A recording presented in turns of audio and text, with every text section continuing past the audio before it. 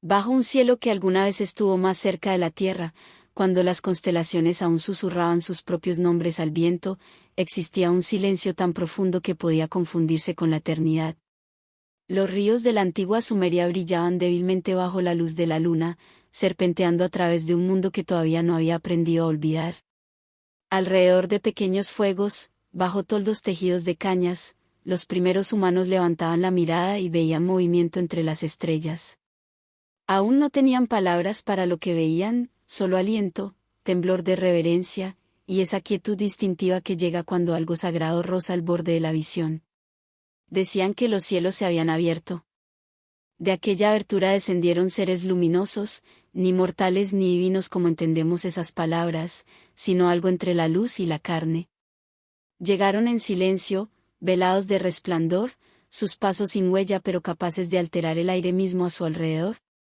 Los antiguos los llamarían Anunnaki, los vigilantes, los observadores del amanecer. Algunos relatos dicen que surgieron de los ríos, brillando entre la niebla, otros que descendieron en carros de fuego caídos desde las constelaciones hasta la llanura de Eridu. Sea como fuere, el mundo pareció detenerse y escuchar, como si la tierra misma hubiese estado esperando su llegada desde el primer latido de su creación.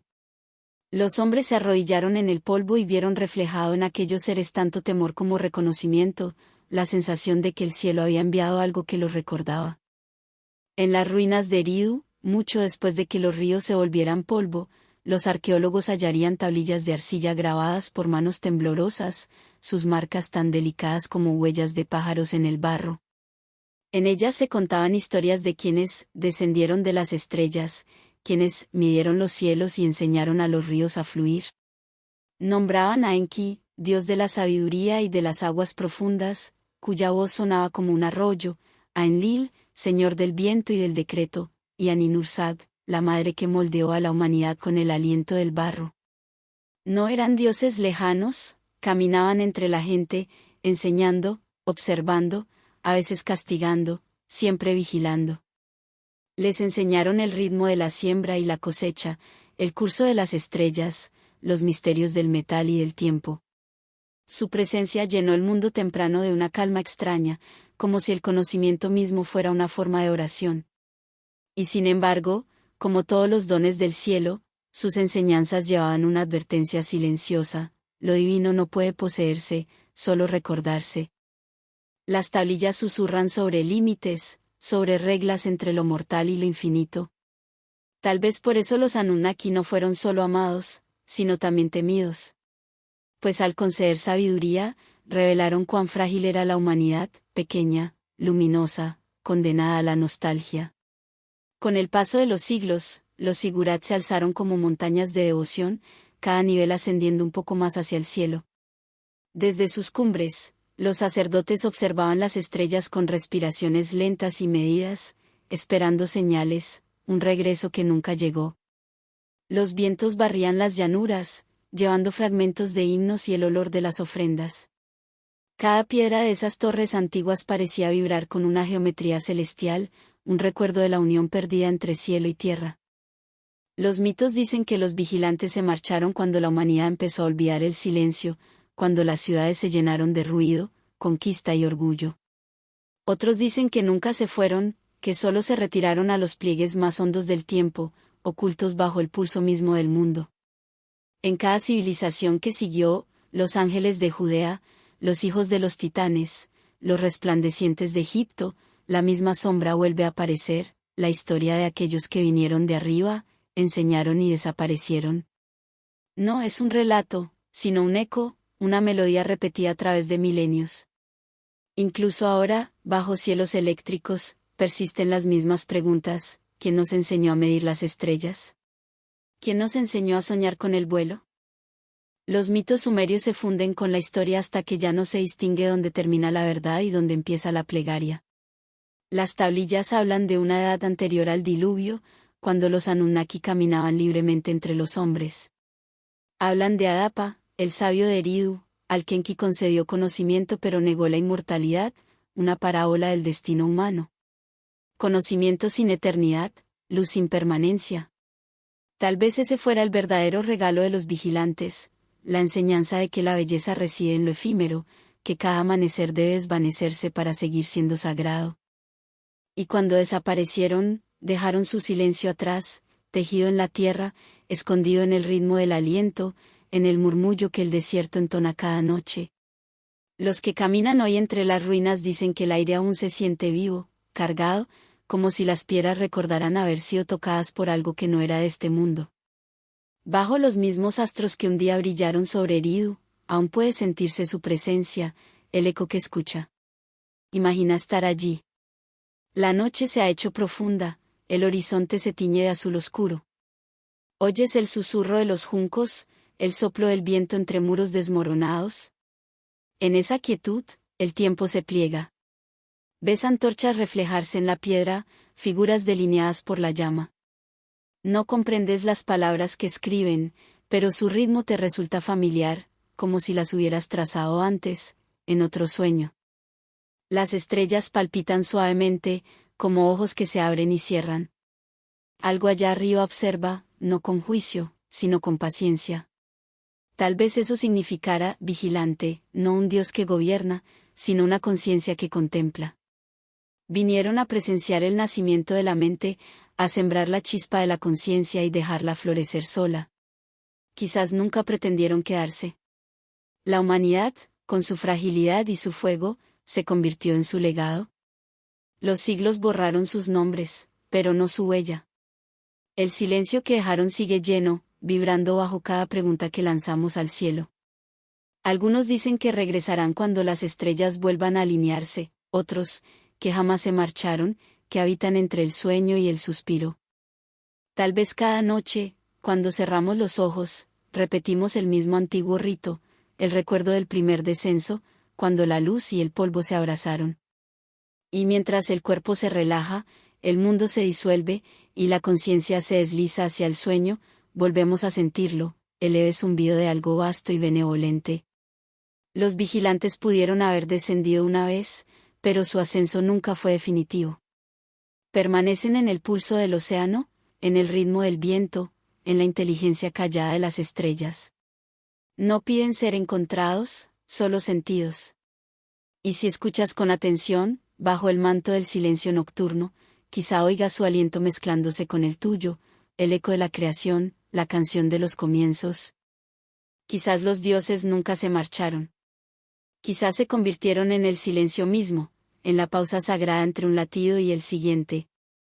Y en ese silencio, bajo el resplandor de constelaciones olvidadas, la historia continúa, no para resolverse, sino para recordarse, como un sueño medio conocido. Porque algunas voces solo resuenan cuando estamos listos para escucharlas. Bajo un amanecer que parecía respirar luz líquida, los relatos más antiguos hablaban de un lugar anterior al Edén, un reino donde la tierra aún recordaba el lenguaje del cielo. Le llamaban Dilmun, la tierra pura, el jardín que existió antes de que la humanidad aprendiera a nombrar la pérdida. No era un paraíso prometido, sino una presencia viva, una extensión de calma y claridad donde el tiempo se deslizaba sin herida ni huella. Allí, decían las tablillas de arcilla, el sol nacía sin quemar, las aguas fluían sin ruido, y la muerte aún no conocía su nombre. Era el respiro entre la creación y la conciencia, un instante suspendido donde los dioses y los hombres caminaban juntos bajo los árboles de la aurora. Entre las ruinas, hay una tablilla partida en dos. Cuando el viento pasa a través de su grieta, emite un tono leve, grave, casi humano. Quienes lo han escuchado lo describen como algo familiar, aunque no saben por qué. Algunos dicen que es la voz del códice, hablando en el lenguaje de la vibración. Otros creen que es la memoria del mundo, recordándose a sí mismo una vez más. Cuanto más se observan los símbolos, más parecen constelaciones. Cada curva y cada punto corresponde a una estrella. Es como si el códice fuera al mismo tiempo mapa y mensaje, una recordación de que cada palabra tuvo alguna vez su reflejo en el cielo. Los antiguos decían, escribimos sobre los cielos. Tal vez no era metáfora, sino recuerdo, de un tiempo en que pensamiento y luz eran lo mismo. Una antigua leyenda de los monjes del desierto dice que cada 1000 años, cuando la luna y ciertas estrellas se alinean, las tablillas enterradas emiten un resplandor débil, no lo suficiente para iluminar la arena, pero sí para recordarle al mundo que el lenguaje no se ha perdido, solo duerme. La llaman la noche de los nombres que regresan. Dicen que en ese instante, el viento pronuncia las palabras olvidadas y el desierto responde con silencio, dos mitades del mismo diálogo reencontrándose. Imagina esa noche. El cielo inmenso, quieto. Las dunas inmóviles bajo las estrellas. Muy por debajo, el códice espera, sus letras vibrando suavemente en la oscuridad. Ese sonido no es para el oído, sino para el alma. No pide ser leído, solo recordado. Quizás por eso seguimos escribiendo. Porque algo dentro de nosotros aún anhela recuperar la lengua que una vez nombró a las estrellas y al corazón con la misma voz. Cada poema, cada oración, cada susurro en la noche es eco de esa búsqueda. Y así, el códice de los nombres olvidados no solo duerme bajo la arena. Duerme dentro de nosotros, en la mente que todavía sueña en símbolos, en el alma que aún escucha un idioma más antiguo que el tiempo. Cuando cierres los ojos esta noche y el mundo se quede quieto, escucha. Tal vez oigas un murmullo sin palabras, una memoria sin nombre, llamándote de regreso al primer lenguaje. Porque algunos nombres, una vez pronunciados, nunca mueren. Solo esperan ser oídos de nuevo. Hay ríos que cruzan geografías, y otros que atraviesan la memoria.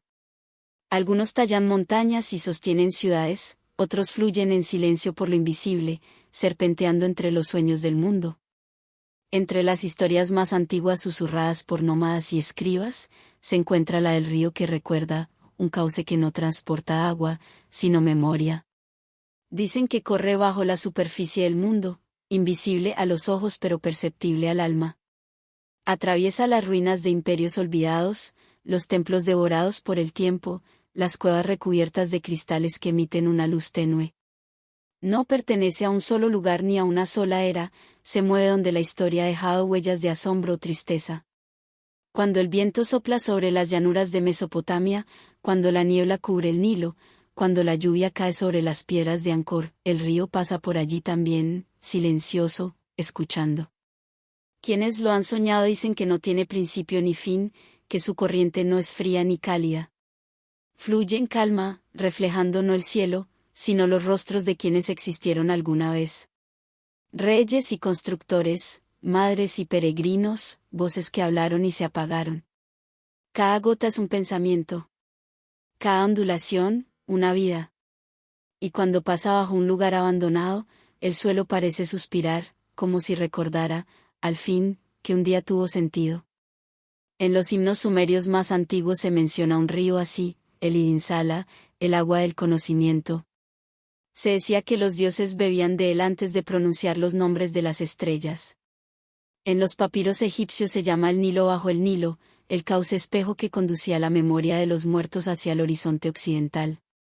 Y en los Andes, los chamanes hablan de un hilo de plata bajo las montañas, una corriente secreta que une a los vivos con sus ancestros a través del sueño. Diferentes lenguas, una sola verdad, que bajo todas las cosas, algo fluye, recordando. Imagina estar junto a ese río invisible. No lo ves, pero lo sientes, una presencia, un murmullo leve, como el pulso de la tierra. Las estrellas arriba laten al mismo ritmo que su corriente. Acaricias el suelo, y este vibra suavemente, como si bajo tu mano corriera un latido hecho de memoria. Por un instante, sabes que el río conoce tu nombre, aunque nunca lo hayas dicho. Los místicos enseñaban que este río no se alcanza caminando, sino guardando silencio.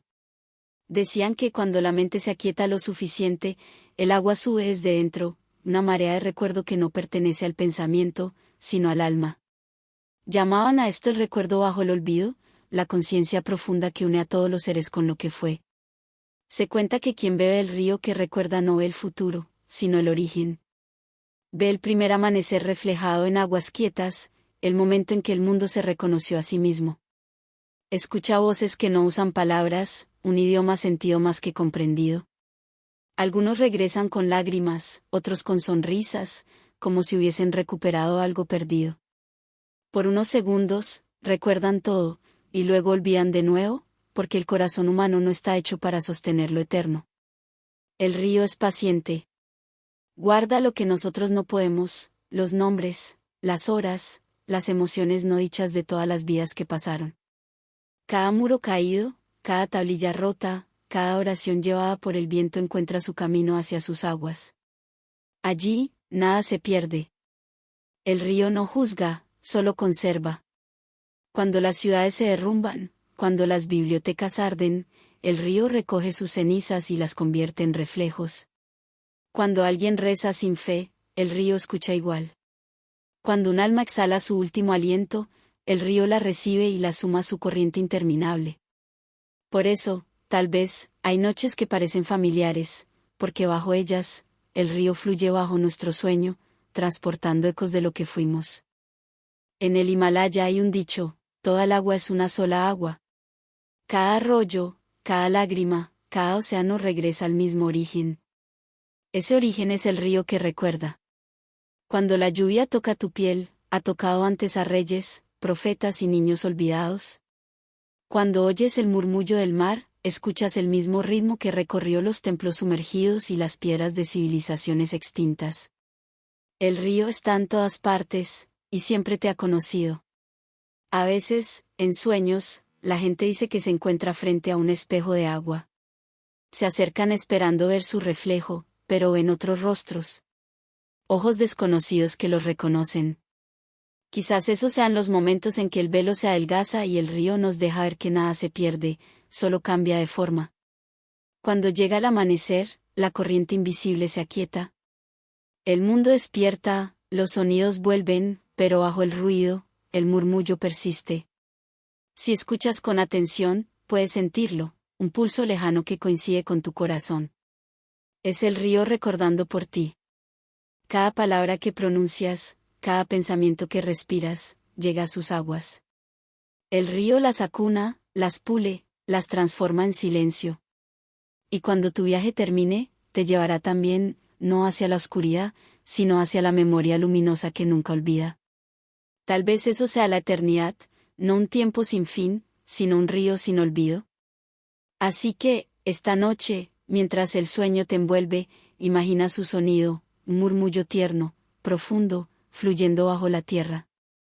El río atraviesa los cimientos del mundo, las ruinas, las raíces, tu propio cuerpo. Transporta las primeras palabras, los últimos suspiros, el aliento entero de la creación. Y en esa corriente silenciosa, tú también fluyes. Recordado, y recordando. Muy por encima de las nubes, donde el aliento se convierte en oración y el sonido en viento, se alza un templo sin muros. No aparece en los mapas, y ningún viajero lo encuentra dos veces. Solo se le conocen susurros, el último templo del cielo. Algunos dicen que se encuentra más allá del Himalaya, donde el trueno duerme y las estrellas descansan sobre la nieve. Otros aseguran que no es un lugar, sino un umbral entre mundos, visible solo para quienes han aprendido a mirar a través del silencio. Las leyendas cuentan que fue construido por los que vinieron antes de la memoria, seres de luz que caminaban entre las estrellas y la piedra. Cuando su tiempo en la tierra llegó a su fin, no enterraron su sabiduría bajo la arena, como otros. La elevaron al aire, a la claridad. El templo fue su despedida, una sinfonía de piedra y viento para que incluso el cielo recordara sus nombres. Nadie sabe cómo era. Algunos lo imaginan con terrazas de cuarzo blanco reflejando el amanecer, otros, como columnas de aire que vibran con música invisible.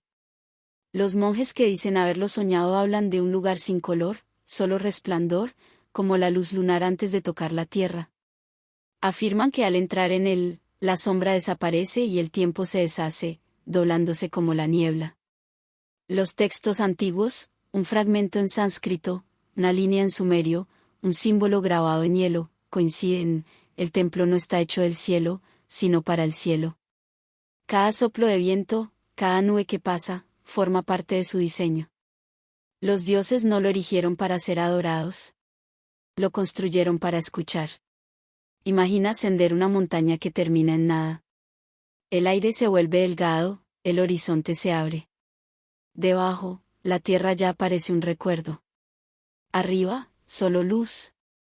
En la cima, no hay muros ni altares. Solo viento que gira sin cesar, murmurando en lenguas más antiguas que la voz. Comprendes entonces que el templo no está hecho de piedra, sino del aire mismo, estás dentro del aliento de la creación. Los pocos místicos que afirmaron haber llegado hasta el nunca volvieron iguales. Hablaban despacio, como si cada palabra contuviera siglos. Decían haber sentido que el cielo los miraba, no con juicio, sino con comprensión total. El aire conocía mi nombre, escribió uno, y al conocerlo, lo disolvió. Otro habló de un sonido, un latido enorme, que resonaba a través del aire, el pulso del mundo. Según pergaminos tibetanos, el templo era el último refugio de los Anusara, el aliento del cielo. Se decía que eran guardianes del equilibrio entre luz y materia, entre palabra y silencio. Cuando terminó la era de los dioses y comenzó la de los hombres, se retiraron a las alturas, dejando solo vibraciones que modelaron las cumbres y los vientos. Cuando oigas el trueno, dice un texto, no es ira, sino memoria. Al atardecer, cuando las nubes se posan sobre las montañas y el sol derrama oro sobre el aire, el cielo parece un espejo. Los pastores cuentan haber visto columnas de luz que aparecen por un instante, o escuchar campanas donde no hay viento. Los sabios hablan de refracción, pero los ancianos solo sonríen, es el templo del cielo, dicen, respirando. Tal vez tengan razón.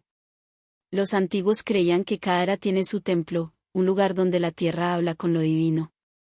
Cuando el mundo olvida cómo escuchar, el templo desaparece, esperando el regreso del silencio. El último templo del cielo no está perdido, se oculta en cada ráfaga que toca tu piel, en cada pausa entre latidos, en cada instante donde el mundo parece detenerse a recordar. Para alcanzarlo, no se escalan montañas. Se cierran los ojos. Se respira despacio. Se suelta.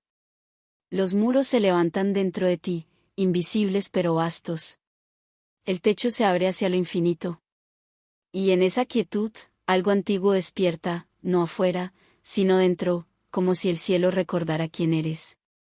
Dicen que al aparecer la primera estrella, el templo brilla por un solo latido y luego se desvanece, aunque nunca se va del todo.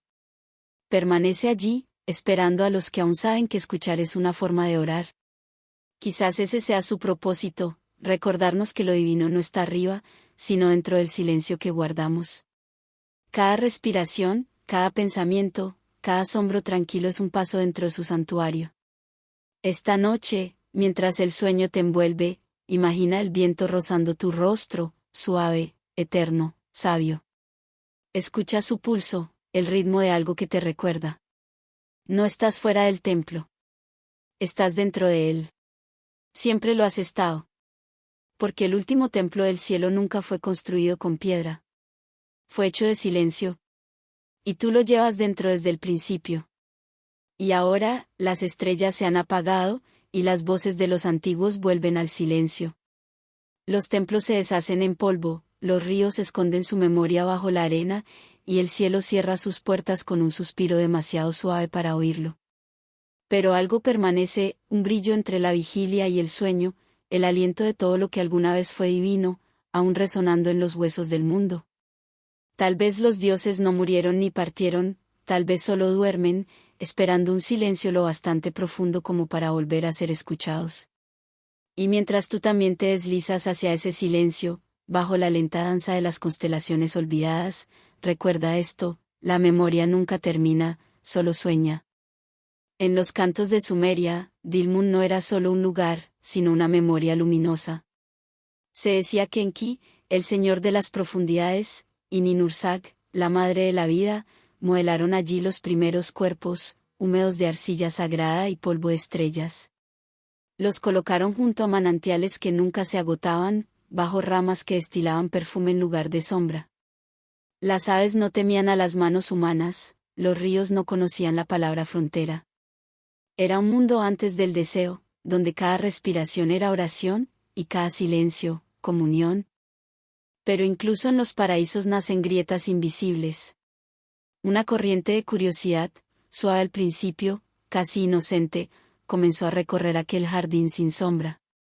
Las tablillas lo describen como una mirada hacia el horizonte, un gesto tan leve que apenas merecería un nombre.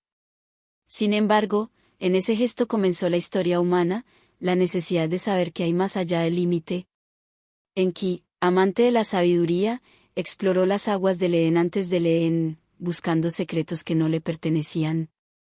Bebió de manantiales prohibidos, despertando fuerzas que dormían bajo la superficie. Así, la pureza se volvió pregunta, y el jardín dejó de ser eterno. Los antiguos no hablaron de pecado. Hablaron de transformación. Cuando Enki abrió los ojos después de beber, vio que la perfección era solo un velo, bello, pero frágil. Comprendió que el alma, incluso la divina, anhela movimiento. Y así, Dilmun se convirtió en algo más que un refugio, se volvió recuerdo.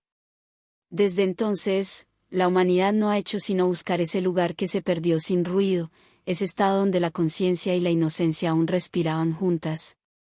Imagina ahora ese paisaje sumergido en oro suave. Los ríos serpentean como espejos, los árboles se inclinan hacia el agua como si escucharan. Hay un brillo en el aire, una claridad que no viene del sol sino del interior mismo de las cosas. No hay lenguaje, solo ritmo, el murmullo del agua, el roce del viento, el suspiro del universo naciente.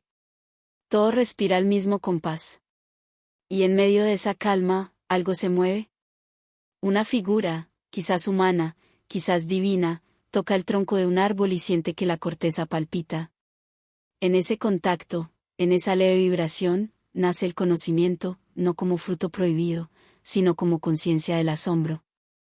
Los escribas de Lagash y Uruk, siglos después, trataron de describir lo indescriptible. Dijeron que Dilmun estaba entre el cielo y el abismo, un punto de encuentro donde lo visible y lo invisible se reflejaban mutuamente. Otros afirmaron que el jardín fue sumergido tras la gran inundación, oculto bajo las aguas del Golfo Pérsico. Algunos incluso sugirieron que nunca fue un lugar, sino un estado del alma, la memoria del mundo antes del ruido.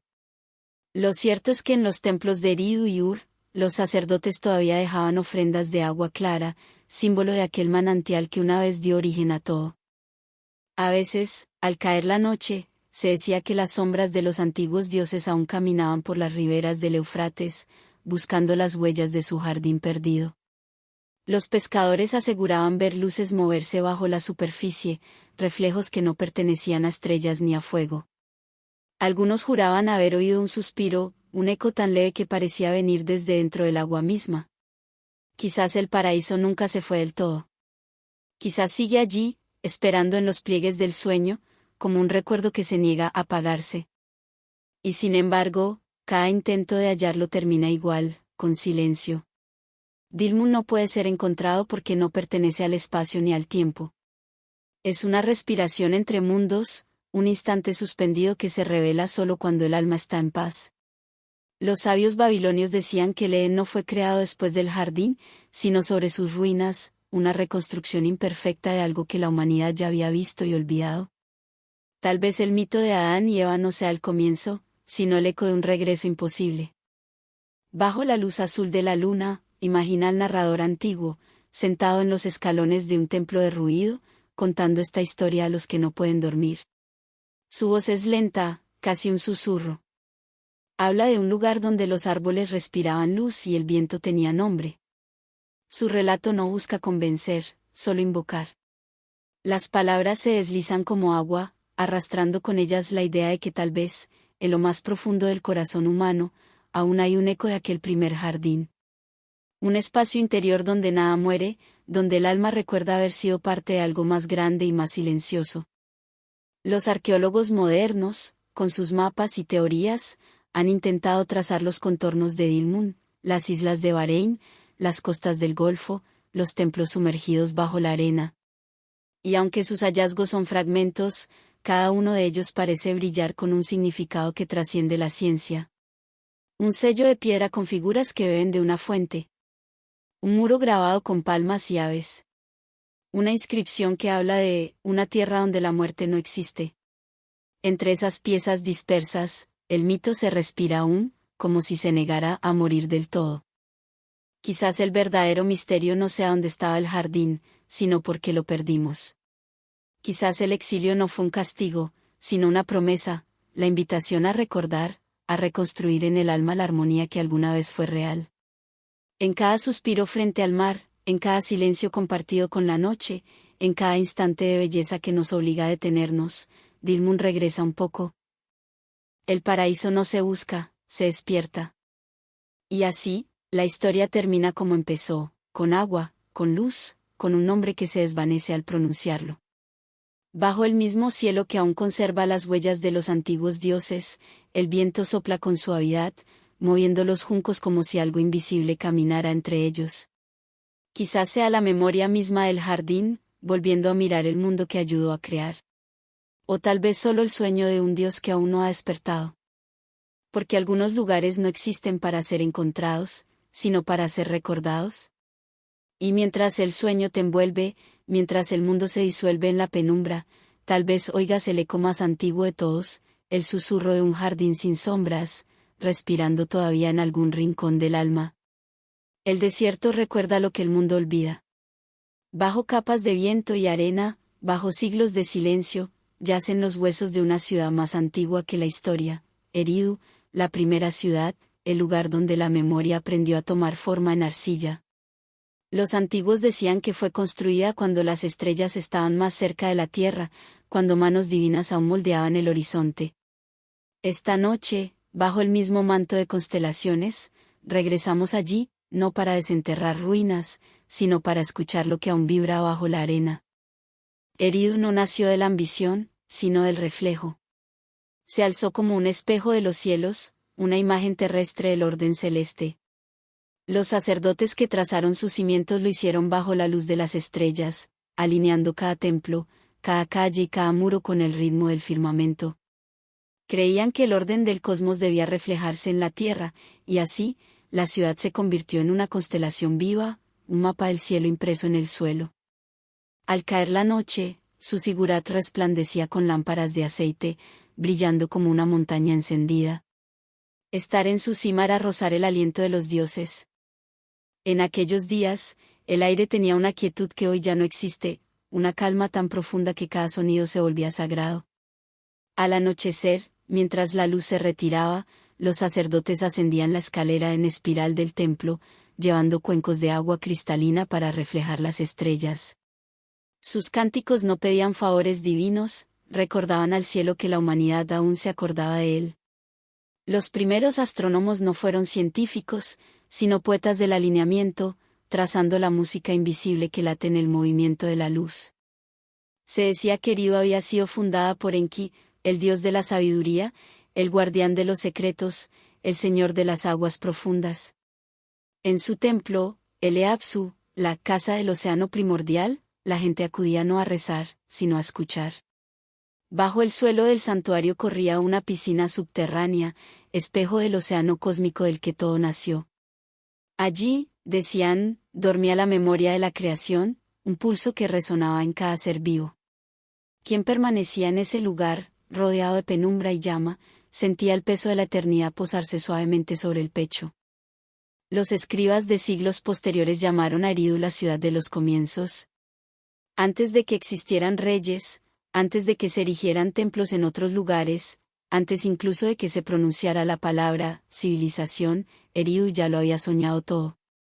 En sus patios de ladrillo de barro se grabaron los primeros relatos, himnos al cielo, crónicas del diluvio, descripciones de dioses que caminaban entre los hombres. Cada tablilla era un intento frágil de dar permanencia al aliento. Aunque muchas se desmoronaron con el tiempo, su polvo permanece, mezclado con la arena que aún se desplaza entre las ruinas.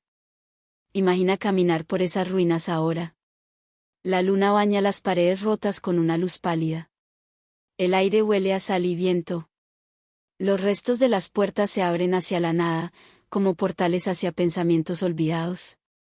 En el silencio, casi puedes oír el eco de sandalias sobre piedra, el leve rasgar de un cálamo sobre arcilla. Es como si el tiempo contuviera la respiración, esperando que recordemos lo que una vez fue sabido. Para los antiguos, las estrellas no eran adornos del cielo, eran instrumentos del orden, la música muda de la creación. No se limitaban a mirarlas, las escuchaban. Cada estrella era una sílaba, cada constelación una frase en el lenguaje del universo. Creían que al alinear sus vidas con esas luces, no adoraban el cielo, participaban de él. El cielo no era distante. Era un espejo. Y Eridu, su reflejo, la ciudad que recordaba. Dicen las leyendas que cuando llegó el diluvio, Eridu fue tragada por las aguas, no por castigo, sino como purificación, borrando las huellas de dioses que habían enmudecido. Sin embargo, cuentan que Enki, señor de las profundidades, susurró a las aguas y salvó un fragmento de conocimiento. En ese susurro nació la primera memoria de conservación, la semilla de cada archivo, de cada biblioteca, de cada palabra escrita desde entonces. Incluso la gran biblioteca de Asurbanipal, milenios después, se decía heredera de la sabiduría nacida en Eridu. Desde entonces, el conocimiento se convirtió en el segundo idioma de la humanidad, la forma de seguir hablándole al cielo. Los astrónomos de Babilonia, Egipto y Grecia trazaron su linaje espiritual hasta estas llanuras. Hablaban del alineamiento de Eridu, el primer intento de dibujar el ritmo del cielo sobre la faz de la tierra. Decían que el Sigurat no era solo un templo, sino un axis mundi, un puente entre lo visible y lo invisible.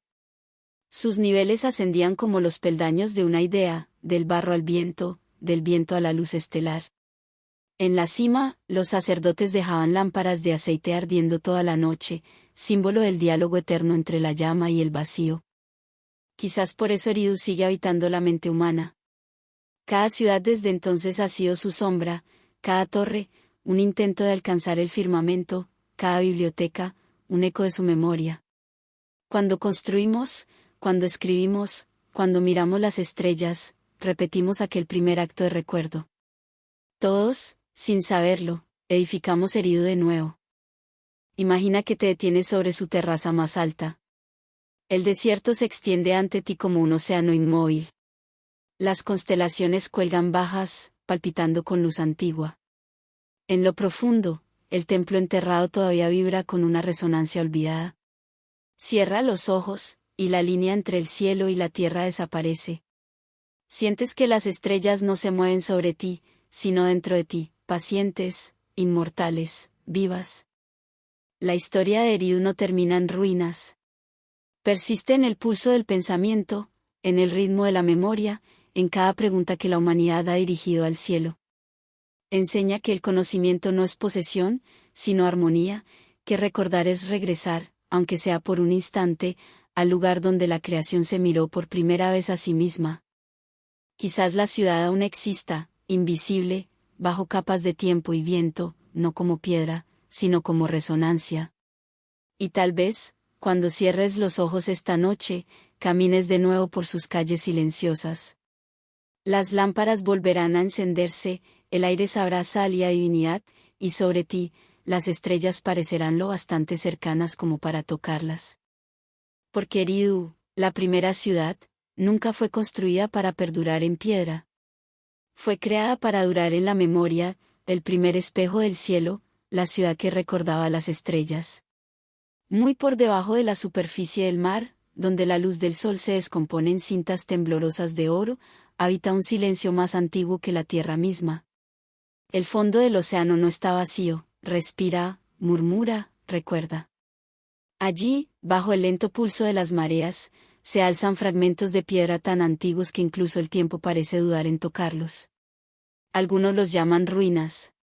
Otros, ilusiones. Pero para quien escucha con atención, las profundidades llevan un eco, un ritmo semejante al latido del mundo, constante y melancólico, que susurra acerca de templos que una vez se elevaron hacia la luz antes de rendirse ante las olas.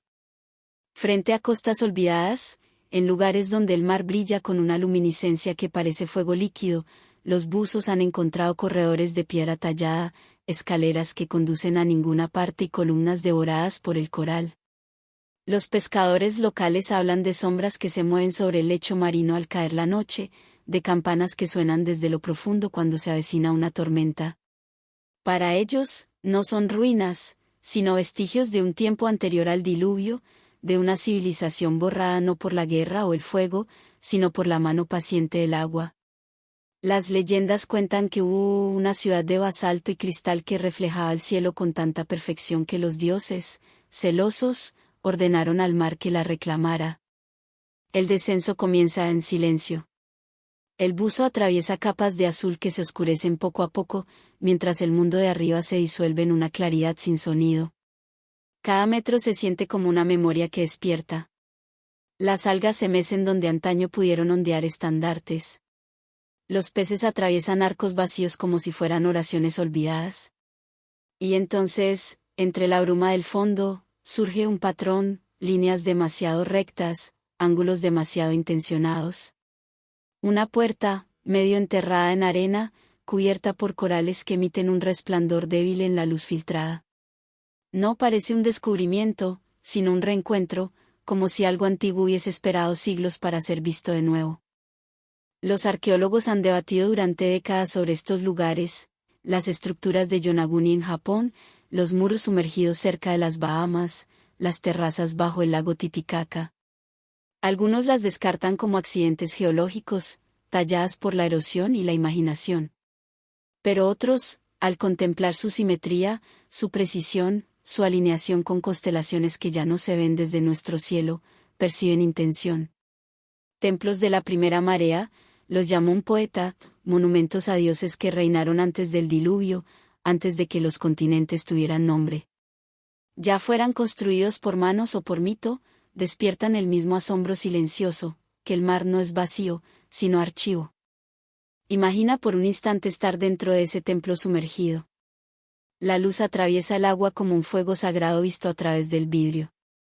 Las columnas se elevan como olas petrificadas, cubiertas por jardines de coral y conchas. Todo suena lejano, como si el mundo respirara en otro ritmo, el roce del agua contra la piedra, el crujido sutil de la vida invisible. Al pasar la mano por una pared, notas grabados casi borrados, espirales, soles, ojos que miran a través del tiempo. El océano los ha suavizado, pero no los ha borrado. Algunas verdades, parece, resisten incluso a la eternidad. Las mitologías de Same, Grecia e India hablan todas de una gran inundación. Un diluvio que no llegó como castigo, sino como renovación. Dicen que barrió la soberbia de los primeros dioses y los sueños de los antiguos constructores. Pero bajo las olas, el silencio no significa ausencia. Significa permanencia. Estos templos hundidos no son tumbas, sino cunas. El mar los guarda con ternura, preservando lo que la tierra olvidó. Cada corriente que pasa por sus corredores lleva consigo memoria, como si el océano fuera la mente del planeta, pensando en mareas y olvidando en tormentas. De noche, los marineros que cruzan ciertas aguas hablan de un resplandor bajo la superficie, azul verdoso, débil, como el reflejo de una ciudad invisible. Algunos dicen que es plancton fosforescente, otros que es solo el movimiento de los barcos. Pero la luz pulsa con un ritmo, casi respirando, como el sueño de un gigante dormido. Cuando el mar está en calma, puede oírse un zumbido profundo, una vibración grave que no pertenece a las olas. Es el mismo sonido que, según las leyendas, llenaba las grandes alas antes de su caída, el murmullo de la creación cantando para sí misma. Hay quienes creen que estos templos fueron dedicados a los dioses del abismo, los Anunnaki de las aguas, o los Apkayu, seres mitad pez, mitad luz, que llevaban sabiduría entre el mar y la tierra. En los antiguos sellos sumerios se los representa emergiendo del océano tras el diluvio para enseñar nuevamente a los hombres el arte de escribir, de sembrar, de leer las estrellas.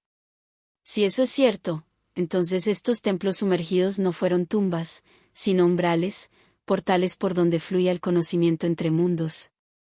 Quizás el océano aún guarda esos secretos, esperando a quienes se acercan no para conquistar, sino para escuchar. En los sueños, el mar habla en símbolos. Una espiral de conchas puede ser un mapa. Un cardumen plateado, una procesión. Las ruinas bajo las olas son iguales, un lenguaje en movimiento, hecho para ser sentido más que comprendido. Flotar entre ellas es navegar por la memoria misma.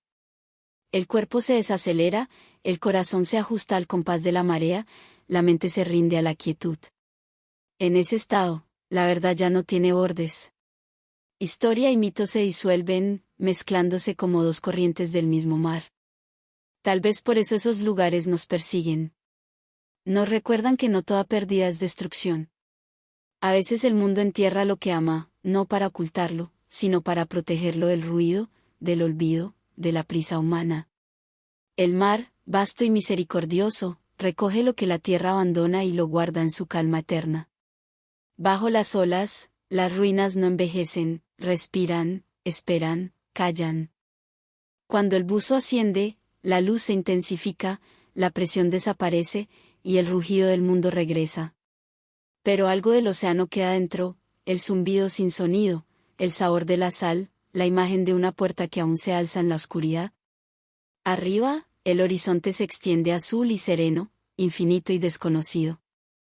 Y allá abajo, el templo sigue, intacto en su sueño, más allá de los mapas y los nombres. Y cuando cae la noche sobre el mar, puedes imaginar que la superficie vuelve a brillar, tenue, como si una ciudad invisible siguiera respirando bajo las aguas. Quizás los dioses del océano sigan allí, pacientes, luminosos, observando desde el fondo el reflejo de la luna. Quizás nunca se fueron. Quizás sean ellos mismos el mar, infinito, vivo, recordando. Mucho antes del diluvio, antes de los reinos y los reyes, antes incluso de que existieran el pecado o la salvación, hubo seres conocidos como los vigilantes. No eran ángeles como los imaginamos, ni dioses como los hombres luego venerarían. Eran los observadores, seres de luz y conocimiento que descendieron del cielo para caminar entre las primeras tribus de la humanidad. Los textos antiguos dicen que no vinieron por ira ni conquista, sino por curiosidad. Desde las estrellas observaban el mundo y se asombraban del latido humano, de su calidez, de su imperfección, de la fragilidad que podía amar y olvidar en el mismo instante. Su descenso no fue como una tormenta. Fue lento, sereno, como el crepúsculo extendiéndose sobre un valle silencioso. Bajaron por las altas montañas, Ardis, Hermón, aquellas donde las nubes tocan la nieve y el aire es tan delgado que guarda secretos. La tierra no tembló cuando llegaron. Suspiró. El viento cambió, las estrellas se atenuaron, y por un momento, la noche pareció inclinarse ante ellos. Caminaban entre pastores y errantes, con ojos llenos del brillo de constelaciones lejanas. El pueblo, al verlos, no huyó, guardó silencio, sintiendo que estaban frente a algo que había sido fuego alguna vez. El libro de Enoc los llama los Grigori, los silenciosos, los luminosos que quebrantaron la ley del cielo. Su misión era observar, no tocar, presenciar, no permanecer. Pero el corazón, incluso hecho de luz, no es inmune a la gravedad. Miraron a las hijas de los hombres y vieron en ellas una ternura desconocida en su mundo, una belleza que les habló en el idioma del alma. Y entonces cayeron. Tomaron forma humana, no para dominar, sino para sentir. Así comenzó la historia más antigua de todas, la unión del cielo y la tierra, el anhelo de lo eterno por lo efímero. En la quietud de las montañas, ardían fuegos que no pertenecían a este mundo. Los vigilantes enseñaron a la humanidad los secretos que traían de las estrellas, a leer las constelaciones, a forjar metal desde las venas de la tierra, a mezclar colores con el polvo de las piedras, a escribir símbolos que atrapaban la memoria. Les susurraron el lenguaje de las hierbas curativas y los números que describen el orden del universo. La humanidad despertó como un niño que abre los ojos por primera vez. Pero el conocimiento es una luz de doble filo, ilumina y quema. Con cada secreto aprendido, algo sagrado se olvidó. Y el equilibrio empezó a inclinarse. Las leyendas cuentan que el cielo guardó silencio, observando el amor y las consecuencias. Los vigilantes habían dado demasiado, habían confundido los límites entre lo divino y lo terrenal. Con el tiempo, los hijos de esas uniones, los Nefilim, los gigantes antiguos, caminaron por la tierra. Eran seres de inmensa fuerza y tristeza, demasiado grandes para el mundo que los contenía. Sus pasos hacían vibrar los valles, sus voces movían el aire. Pero ni ellos pudieron escapar al peso del tiempo. Cuando llegó el diluvio, las aguas borraron sus cuerpos, pero no sus nombres. El mar aún los recuerda, susurrando su memoria en los sueños de quienes escuchan la noche. Imagina ahora una alta montaña bajo un cielo violeta. El aire es inmóvil, el horizonte infinito. Casi puedes verlos, figuras altas envueltas en el resplandor de las estrellas, de pie donde la tierra toca el cielo. Sus rostros son serenos, pero sus ojos cargan la melancolía del destierro. Miran hacia abajo, hacia los fuegos humanos, y hacia arriba, hacia la luz inalcanzable que abandonaron. Entre ambos infinitos permanecen, eternos errantes del umbral. Algunos relatos dicen que lloraron cuando fueron expulsados, que sus lágrimas cayeron como meteoros ardiendo en el cielo. Otros dicen que no cayeron del todo, sino que se disolvieron voluntariamente en la trama del mundo, convirtiéndose en su sabiduría oculta, el murmullo de la piedra, el brillo del agua, la inteligencia silenciosa del viento. Los antiguos creían que cuando el aire se detiene de pronto, cuando todo parece guardar la respiración, son los vigilantes pasando cerca, invisibles, llevando su nostalgia como lámparas en la oscuridad. En los textos apócrifos de Enoc hay un pasaje tan suave que casi se pierde entre líneas. Dice que antes de su castigo, los vigilantes se reunieron en las montañas y cantaron. Sus voces se elevaron en una melodía sin palabras, una resonancia que contenía tanto dolor como gratitud. Hemos amado al mundo, dijeron, y ese es nuestro pecado, y nuestra salvación. Luego, el cielo se cerró sobre ellos, y las estrellas volvieron a su silencio. Pero la canción, dicen algunos, nunca terminó. Se convirtió en la vibración que sostiene todas las cosas, el bajo, eterno susurro que habita en el aliento de la tierra. Durante siglos, la historia de los vigilantes fue enterrada, tachada de herejía y olvidada por el tiempo. Sin embargo, su presencia persiste en cada mito sobre el amor prohibido, en cada relato de conocimiento robado a los dioses, en cada chispa de creación que lleva tanto bendición como carga. Los griegos los llamarían titanes. Los persas, los brillantes. Los místicos del desierto hablarían de seres de fuego que una vez caminaron entre los hombres. Todas las culturas los recuerdan, aunque bajo distintos nombres. Quizás la memoria de los vigilantes no sea una historia, sino un patrón, la huella de una verdad demasiado antigua para ser dicha, repetida a lo largo de los siglos como un latido que ya no oímos. Mientras la noche se adensa, imagina su luz aún entrelazada en el cielo, los restos de estrellas que alguna vez caminaron como hombres. Quizás cada estrella fugaz no sea la muerte de una luz, sino un recuerdo, una promesa de que lo que cae del cielo no desaparece, se transforma. Lo mismo ocurre con nosotros. También caemos, de la inocencia, de la certeza, de una versión de nosotros mismos a otra, y en esa caída aprendemos a sentir, a amar, a recordar. Puede que los vigilantes hayan sido desterrados, pero quizás estén más cerca de lo que creemos. En cada acto de creación, en cada palabra escrita a la luz de una vela, en cada intento silencioso de alcanzar la belleza, hay un rastro de su desafío, de su amor, de su añoranza. Cayeron por nosotros, o a través de nosotros, o dentro de nosotros, y así los llevamos, sin saberlo, en la sangre y en el aliento.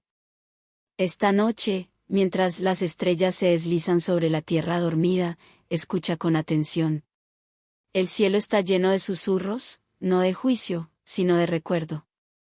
Los vigilantes siguen aquí, pacientes e invisibles, su luz disuelta en el firmamento, observando aún. Y quizá, entre el sonido del viento y tu propio latido, oigas su antiguo juramento. Que amar lo que es efímero es tocar lo eterno. Muy por encima de las nubes, donde el aire se adelgaza hasta volverse casi espíritu y el cielo se oscurece en un azul que parece eterno, se extienden los Andes, la columna vertebral de un mundo antiguo. Allí, entre el viento y la piedra, permanecen los restos de templos más viejos que la memoria, terrazas inmensas, portales tallados en bloques imposibles, piedras tan perfectamente encajadas que ni el tiempo ha logrado separarlas. Quienes las construyeron no dejaron palabra escrita, ni nombre, ni mapa alguno. Solo geometría, luz y silencio. En las mesetas altas de Bolivia y Perú descansan Tiwanaku y Pumapunku, ruinas que desafían toda explicación. Sus bloques, de varias toneladas, fueron cortados con precisión imposible, formando ángulos que reflejan la exactitud de la luna. Las leyendas quechuas y aymaras no hablan de hombres, sino de seres que descendieron de las estrellas, o quizá de las propias montañas, portando herramientas que brillaban como el sol. Los llamaban los silenciosos, porque no hablaban con palabras, sino con gestos, con miradas, con vibraciones que movían el aire sin sonido. Algunos decían que construyeron las ciudades en una sola noche, otros, que moldearon la tierra misma y luego se fundieron en la piedra que levantaron. Al amanecer, la luz recorre el altiplano como un río dorado, acariciando cada borde de los muros como si despertara un patrón dormido. Las sombras se alinean con los muros, las grietas forman constelaciones, y las piedras parecen respirar. Es fácil imaginar que los constructores pensaron en el cielo, no en la tierra, que diseñaron sus templos para hablar con el sol, para registrar su paso, para recordar lo que existe más allá de lo visible. Cada orientación, cada ángulo, parece deliberado, como si las montañas mismas fueran parte de una ecuación cósmica. Los arqueólogos discuten sin cesar sobre su origen. ¿Fueron obra de ingenieros andinos, cuyo conocimiento se perdió entre siglos de conquista y olvido? ¿O son vestigios de una civilización mucho más antigua, borrada por el hielo y el mar, que solo dejó estas piedras perfectas como prueba de que los primeros arquitectos humanos estaban guiados por algo más que su propia mente? Las piedras no responden. Nunca lo han hecho. Solo murmuran cuando sopla el viento. El aire de las alturas vibra con un sonido que no es sonido, el zumbido del silencio, el rugido lejano de la distancia. Entre las ruinas, el silencio parece vivo. Cada eco tarda demasiado en morir. Cada latido se vuelve tambor. Las montañas observan con una quietud que parece consciente. Y mientras caminas entre los monolitos, comprendes, estos lugares no fueron construidos para ser habitados, sino para ser sentidos. Son templos de resonancia, donde el mundo y el cielo se tocan a mitad de camino, y el alma, por un instante, se siente sin peso. Los chamanes locales todavía suben a Tiwanaku antes del amanecer. Llevan ofrendas de hojas de coca y agua, no para los dioses, sino para la memoria. Dicen que los silenciosos no eran visitantes de otro mundo, sino ancestros de un tiempo anterior al tiempo, seres que recordaban la voz de la tierra y le dieron forma con sus manos. Cuando terminaron su labor, levantaron la vista hacia el cielo y se convirtieron en estrellas. En algunos pueblos, todavía se llama la Vía Láctea Mayu, el río celestial, el camino por el que los constructores regresaron a casa. Los mitos de los Andes no son relatos de conquista, sino de transformación. Hablan de los apus, los espíritus de las montañas, que respiran a través del viento y la roca. Alterar sus piedras sin respeto es despertar su tristeza. Escuchar en silencio es oír el murmullo del mundo, una música hecha no de instrumentos, sino de alineación, de ritmo, del diálogo sin voz entre cielo y tierra. Los habitantes del altiplano dicen que en ciertas noches, cuando el aire duerme y las estrellas arden, las piedras cantan. No con sonido, sino con vibración, una nota profunda que se siente en el pecho, el pulso de un mundo que aún sueña con su origen. Imagina estar allí. El cielo es vasto, oscuro como obsidiana. A tu alrededor, las ruinas brillan suavemente bajo la luz de las estrellas, sus bordes suavizados por siglos de viento. Las montañas se alzan como testigos inmóviles, con picos cubiertos de nieve eterna. Una brisa fría roza tu piel, pura, delgada. Entonces lo sientes, el temblor bajo tus pies, leve como un suspiro, el lento pulso de la montaña recordando. Es como estar dentro del corazón de algo inmenso y vivo. Algunos estudiosos creen que estos templos fueron observatorios, diseñados para seguir el curso de los astros y medir el aliento del tiempo. Otros piensan que eran portales, no puertas físicas, sino umbrales espirituales que unían el alma humana con el ritmo del cosmos. Cada bloque tallado, cada ángulo perfecto, era parte de un código no para ser leído, sino experimentado. Estar en su geometría es entrar en una quietud que enseña. Con el amanecer, el viento cambia y trae consigo un zumbido suave, como una memoria que despierta. La luz transforma todo, convierte la piedra en espejo, La sombra en brújula. Las montañas se tiñen de cobre y oro, y por un instante parece que el mundo entero recuerda cómo despertar. Comprendes entonces que los silenciosos nunca se fueron. Solo cambiaron de forma. Son la alineación de las estrellas, el ritmo del viento contra la roca, la persistencia de la belleza frente al tiempo. Quizás no fueron dioses, sino guardianes del silencio, custodios de la medida sagrada que equilibra el cielo y la piedra. Quizás fueron humanos, pero humanos que aprendieron a escuchar tan profundamente que la tierra les respondió. Sea cual sea su verdad, aún vive aquí, en la pausa entre los latidos, en la paciencia de la roca, en el destello del amanecer sobre los muros olvidados. Cuando la noche vuelve a caer sobre los Andes, las estrellas reaparecen, incontables y afiladas, recordando que el silencio no es vacío, sino presencia. Las ruinas duermen, el viento entona su canto antiguo, y las montañas exhalan hacia la eternidad. Y en algún lugar, entre esas piedras sin tiempo, los silenciosos aún permanecen, no desaparecidos, no olvidados, sino esperando. Esperando a que el mundo vuelva a guardar el silencio suficiente para oírlos de nuevo. En algún lugar bajo las arenas, bajo el peso de los siglos y el aliento de las estrellas, se dice que yace una biblioteca que ningún fuego puede quemar ni el agua puede borrar. No está hecha de piedra ni de madera, ni escrita en pergamino ni en arcilla. Está hecha de luz, silenciosa, palpitante, eterna. Los mitos antiguos la llaman la biblioteca oculta de luz, el lugar donde se guardó el conocimiento de los primeros dioses cuando el mundo aún soñaba con su forma.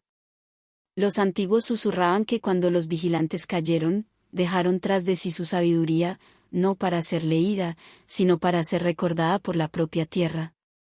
Algunos decían que codificaron su saber en la geometría de las montañas, en el ritmo de las mareas, en el patrón de las estrellas sobre las llanuras de Same.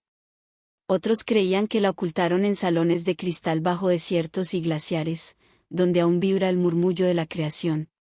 Decían que la biblioteca está viva, que respira, que cambia, que recuerda. Guarda no solo los secretos del pasado, sino los planos de todo lo que aún no existe. Imagina descender entre arenas que brillan bajo tus dedos, hasta una cámara inmensa donde el aire canta en un murmullo invisible. Las paredes resplandecen con oro tenue, no pintado, sino vibrante, como si la luz misma hablara en colores. Símbolos se mueven sobre la superficie como olas, vivos, reordenándose en silencio. No hay libros, ni pergaminos, ni estanterías. Solo la arquitectura callada de la vibración. Allí, el conocimiento no se aprende, se siente. Al respirar, entra en ti como un perfume. Al cerrar los ojos, se despliega en tu mente como luz que se vuelve pensamiento. Sacerdotes del antiguo Egipto, Sam y Persia hablaron de lugares así, casas de luz donde los iniciados no iban a estudiar, sino a recordar lo que el alma ya sabía.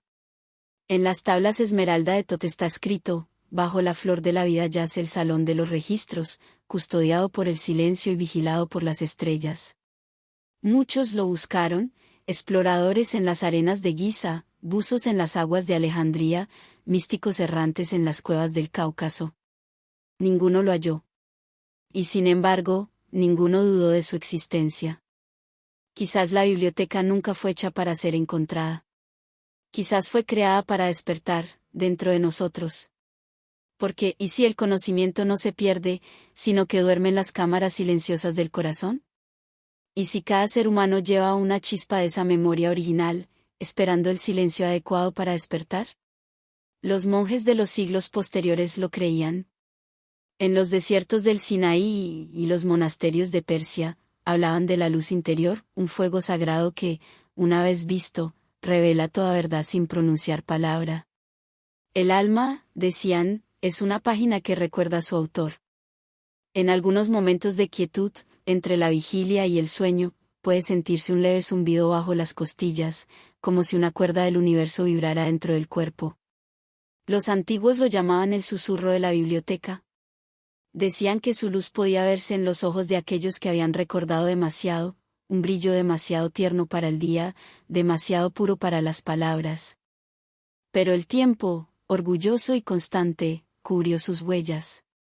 Surgieron imperios, se fragmentaron lenguas, y el alfabeto divino fue olvidado. La humanidad comenzó a buscar afuera lo que siempre había vivido adentro. La biblioteca fue renombrada, reinterpretada, negada, llamada Atlántida, Akasa, Edén, cielo. Pero bajo cada nombre, esperaba, paciente como la piedra, luminosa como el amanecer. Si esta noche escuchas con atención, cuando el mundo se vuelva callado y tu respiración se haga lenta, quizás la sientas despertar, ese antiguo murmullo bajo el pensamiento, ese pulso de saber más viejo que tu propio cuerpo. Tal vez percibas un leve calor en el pecho, una expansión silenciosa de luz. Allí es donde vive la biblioteca, no bajo la arena, sino bajo el ruido. Sus puertas están hechas de silencio. Sus estantes, de estrellas. Y cuando por fin entras, ya no hay preguntas que hacer, solo recuerdo, solo luz. Así que, mientras el sueño te alcanza, imagina que caminas descalzo por pasillos de oro y quietud. Cada paso disuelve una duda.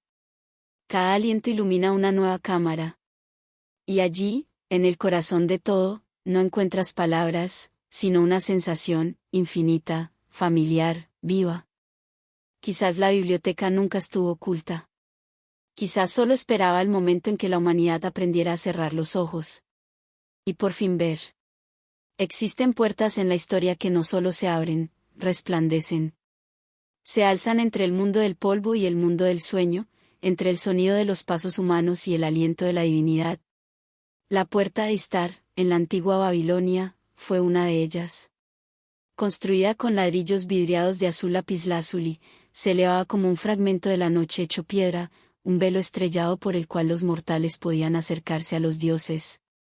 Incluso ahora, cuando sus fragmentos descansan lejos de su cuna, algo en ellos sigue vibrando, una resonancia de rito, de memoria, de un tiempo en que la ciudad brillaba como una constelación sobre la tierra. Babilonia. Su nombre aún suena como un eco de grandeza y mito, la ciudad del oro y del exilio, de los jardines suspendidos y las torres que intentaron rozar el cielo. Era un lugar donde los dioses no eran lejanos, sino cercanos, donde lo sagrado estaba escrito en los muros y en los pasos. La puerta de Istar se alzaba al norte, como umbral sagrado hacia el camino procesional, una avenida donde pasaban las festividades del Año Nuevo, las ofrendas, los cánticos, las procesiones que buscaban el favor del cielo. Los leones, toros y dragones que adornaban sus muros no eran simples decoraciones, eran plegarias esculpidas. Cada baldosa era una invocación, cada color, un lenguaje. Atravesar esa puerta era ser envuelto en color y sonido, el oro del sol reflejado sobre el azul profundo, el eco de tambores y arpas, el aroma de incienso y cedro. Se decía que el aire mismo brillaba allí, cargado de significado. Quien entraba a Babilonia por la puerta de Istar no solo ingresaba a una ciudad, sino a una alineación con lo divino. Istar, diosa del amor y la guerra, de la fertilidad y de la estrella matutina, era hermosa y terrible a la vez. Su símbolo, la estrella de 8 puntas, ondeaba sobre las banderas del portal.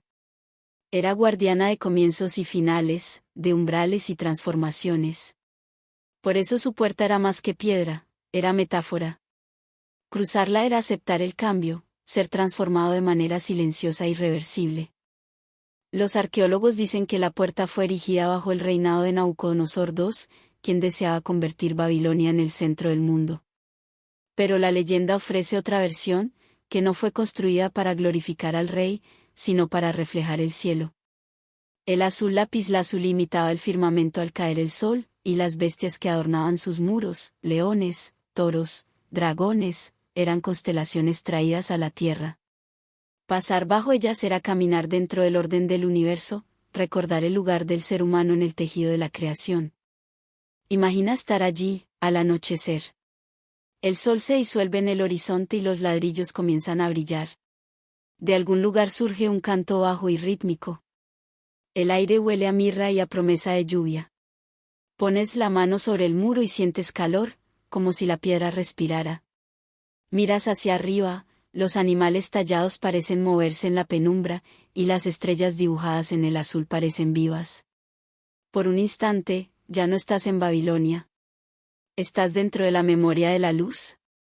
El camino procesional se abre frente a ti, iluminado por antorchas. Las losas bajo tus pies son lisas, pulidas por siglos de peregrinos. Caminas despacio, y tu paso se funde con los ecos de los sacerdotes que un día entonaron plegarias en esa misma senda. Sobre ti, la luna se eleva, blanca y solemne, reflejándose en los ladrillos como una segunda puerta, la celestial. Tus pasos y tu respiración se igualan, y los pensamientos comienzan a desvanecerse hasta que solo queda el silencio. Los antiguos creían que cruzar la puerta de Istar era dejar atrás el yo antiguo, despojarse del miedo y del olvido. Al otro lado no esperaba una ciudad, sino un renacimiento. Babilonia no era un lugar, sino un espejo donde el cielo se reconocía en el corazón humano. Entrar en ella era recordar que lo divino y lo mortal no están separados, sino reflejados uno en el otro, dos mitades de una misma estrella, encontrándose en el horizonte. Cuando Babilonia cayó, la puerta quedó sepultada bajo polvo y tiempo. Durante siglos durmió, como un sueño bajo la tierra, hasta que sus fragmentos fueron desenterrados y llevados lejos. Y aún así, su brillo persiste. Quien se detiene frente a ella, aunque no sepa por qué, siente que el aire se espesa, que el alma se aquieta. No necesita entender su historia, el alma la recuerda. El umbral sigue llamando. Porque toda vida humana cruza sus propias puertas, momentos que dividen lo que fuimos de lo que seremos. No sabemos que hemos cambiado hasta que el paso está dado. La puerta de Istar fue ese umbral para una civilización, cada uno de nosotros lleva la suya, invisible, dentro del alma. Cuando la noche se cierne, la puerta se desvanece, pero su esencia permanece, en el azul del cielo vespertino, en el pulso callado de las estrellas. El viento sopla sobre las llanuras donde Babilonia duerme. Los leones de Istar descansan, tallados en sombra, pero siguen vigilando, pacientes, eternos. Y quizás, cuando el mundo calla y la luna cuelga baja sobre el desierto, todavía se vea en el horizonte un brillo leve, una puerta de luz que se abre por un instante entre el cielo y la tierra. Tal vez la puerta de Istar nunca fue solo construida. Tal vez nació, y como todo lo sagrado, jamás se cerró. En el desierto, donde el viento escribe y borra las mismas dunas una y otra vez, hay lugares donde el silencio se acumula como el polvo. Bajo ese silencio, enterrados bajo capas de sal y tiempo, yacen fragmentos de un alfabeto que nadie puede leer. Líneas talladas en piedra, curvas pintadas sobre arcilla, letras que parecen temblar con memoria. Los eruditos los llaman protolenguajes, escrituras indescifrables. Pero los pueblos del desierto los conocen de otro modo, el códice de los nombres olvidados. Dicen que hace mucho, cuando los dioses aún caminaban junto a los hombres, las palabras estaban vivas. Cada nombre tenía poder. Pronunciarlo era convocar la esencia de aquello que nombraba, despertar su espíritu. Pero con el paso de las eras, algunas palabras se perdieron, sus significados se desvanecieron como estrellas al amanecer. El códice, cuentan las leyendas, fue creado para preservar esos nombres vivos, los de ríos que ya no fluyen, los de estrellas apagadas, los de seres que alguna vez moldearon el tejido del mundo. Cuando los últimos sacerdotes comprendieron que su lengua moriría, grabaron en piedra lo que quedaba, confiando en que la tierra recordaría lo que la voz no podía. Imagina estar ahora entre esas ruinas, una llanura bajo un sol blanco, el aire tan seco que parece antiguo. A tu alrededor, fragmentos de tablillas brillan con sal y mica. Las inscripciones son finas, delicadas como un suspiro. Espirales, puntos, líneas que casi forman sentido, pero nunca del todo. A medida que la luz cambia, los símbolos parecen moverse, no por ilusión, sino por memoria, como si las letras siguieran buscando a quien pudiera recordarlas. Los arqueólogos no han podido clasificarlas. No se parecen a ninguna lengua conocida. Sus formas recuerdan al sumerio en algunos trazos, al fenicio en otros, pero su orden es distinto, demasiado fluido, demasiado orgánico. Uno de los investigadores escribió, parece una escritura hecha por alguien que entendía mejor el silencio que el sonido. Otro simplemente la llamó la caligrafía de los dioses. De noche, el desierto se enfría, y las estrellas se esparcen por el cielo como tinta derramada. Entonces es fácil imaginar que el códice no está en silencio, sino que vibra suavemente, resonando con las constelaciones. Algunos aseguran que sus símbolos reflejan el cielo tal como se veía hace 10.000 años. Tal vez el lenguaje y las estrellas eran, alguna vez, una misma cosa, luz convertida en forma.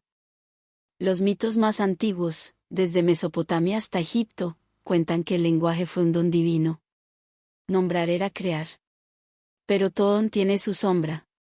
Cuando los hombres empezaron a nombrar sin medida, a reclamar lo creado mediante la palabra, los dioses se retiraron. Las sílabas sagradas se fragmentaron, se dispersaron entre lenguas, se diluyeron con el tiempo. El códice, dicen algunos, es lo que quedó de aquella lengua primera, el habla original con la que se moldeó la realidad. Monjes y místicos de siglos posteriores lo buscaron, no por poder, sino por memoria. Creían que cada alma posee un nombre verdadero, un sonido que solo lo divino conoce. Oírlo de nuevo es despertar por completo, recordar de dónde venimos. Decían que, a veces, en sueños o justo antes de dormir, uno puede escucharlo, una sílaba que suena como origen y destino a la vez. No puede repetirse, pero deja un eco, un calor bajo el pecho.